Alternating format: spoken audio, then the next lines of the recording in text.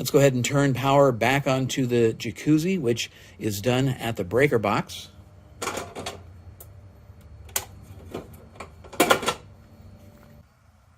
After turning on the breaker, you may see a little power setup going on your panel.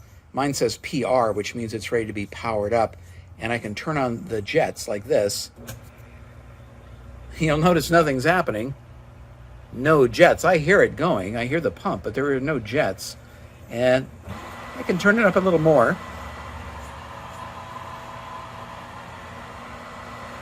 And still, we have no jets. So this is one of the most confusing things for new jacuzzi owners. I know it was for me. The problem is there is air in the water lines. There's air that needs to be bled. So they call that bleeding the lines, which we're going to have to do through this panel right here. That's where it is on my jacuzzi. Yours may be in a different location, but there is a side on your jacuzzi that has probably a little vent here, indicating that's where the pump, where the motor is. We need to unscrew this. We need to take it off so that we can get to the pipes or the guts and bleed the lines.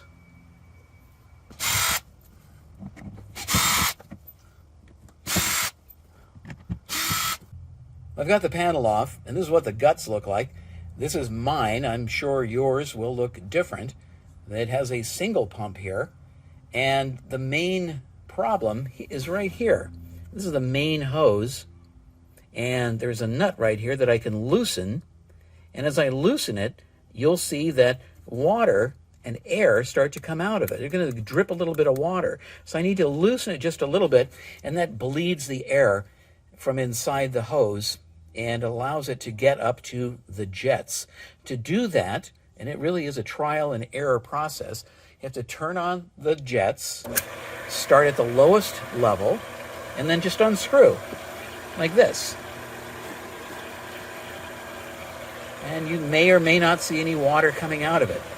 Then turn the jets up to a higher level, like this. A little bit of water. And just keep loosening it until you hear the jets start to come on. You can hear them bubbling.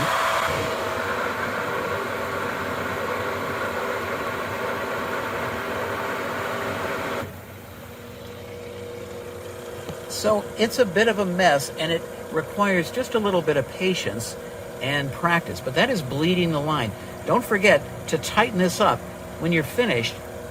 And you don't need a tool for this. People, I think, also make that mistake. It's very much a light touch. Just turn it a little bit, or you won't be able to unscrew it the next time. Right now, our jacuzzi's ready to go. Final step after replacing the cover would be to just put your settings back in. For me, I like to run my temperature of 102. And I also like to use a setting called economy. And this means that the jacuzzi will turn on twice a day and run for an hour to get back to that thermostat level, temperature of 102.